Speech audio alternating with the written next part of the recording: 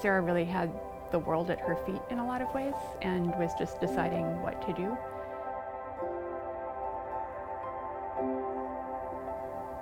And then her reality was very different.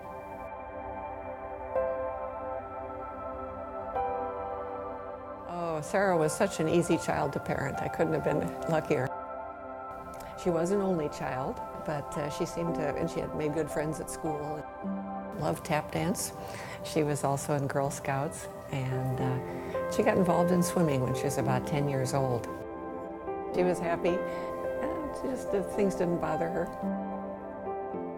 Sarah was the sort of person who could be friends with anyone, and she had a lot of groups of friends. Like, there was our group of friends, and she had her swimming friends and math tutor friends, and she could really just get along with everyone. And she applied a few places, but she was really interested in Williams College, which is in western Minnesota. It had a good swimming program. After college, we moved to Boston. Again, it was just the next step for a lot of people. She was able to get this job as a research assistant at the Harvard Eating Disorders Center. And one of the first projects when she started working there was to help organize a public forum on eating disorders. So I'd been waiting that weekend to hear how it had gone.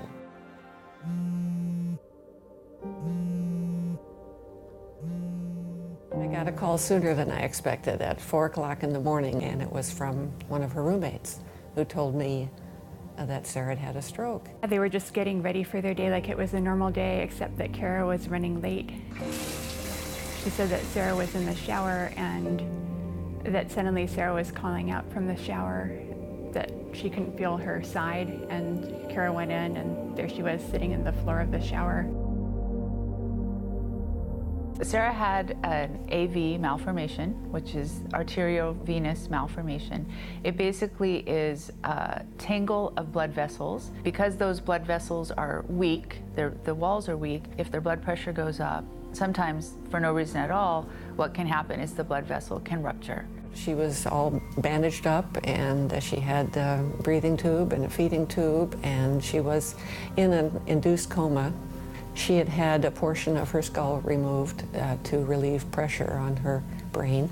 I just assumed the worst. I only really knew about strokes happening to old people, and that often they didn't make it.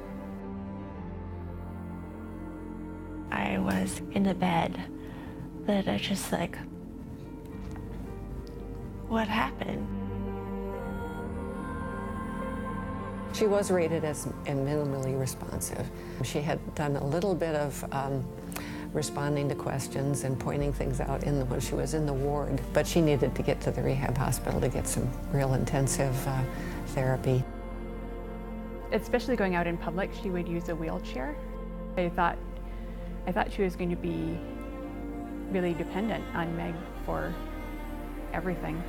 I didn't realize how much recovery she could have. Some of that damage most likely is permanent just because of the severity of the injury, but there is still a lot of healing that can be done. Functionally, we can do a lot more with therapy and rehab to get the patient moving better. So the recovery is lifelong. You can continue to learn new things and have different techniques to allow you to get back to doing what you love to do. I remember one particular time they got her sitting up, and maybe even standing up, and she gave that wonderful okay sign. Rehabilitation hospitals, we do 3 hours of therapy every day. It involves physical therapy, occupational therapy, and speech therapy. You have to relearn tasks that you used to just kind of come naturally. Work hard, just intensely. Go back, go back, go back.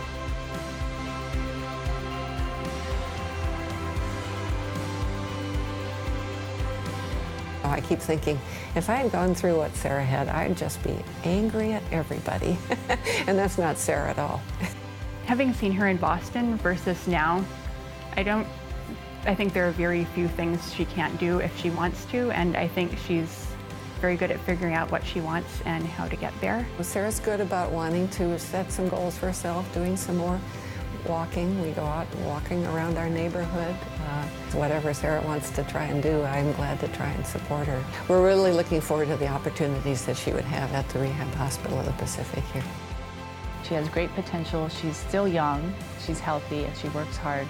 And she's going to go back to doing anything that she wants to do. She may not do it the same way that you or I do it, but she's able to, with adaptations and perseverance, she's able to live a fairly healthy and full life. Don't give up. Just keep going and just progress, progress, progress.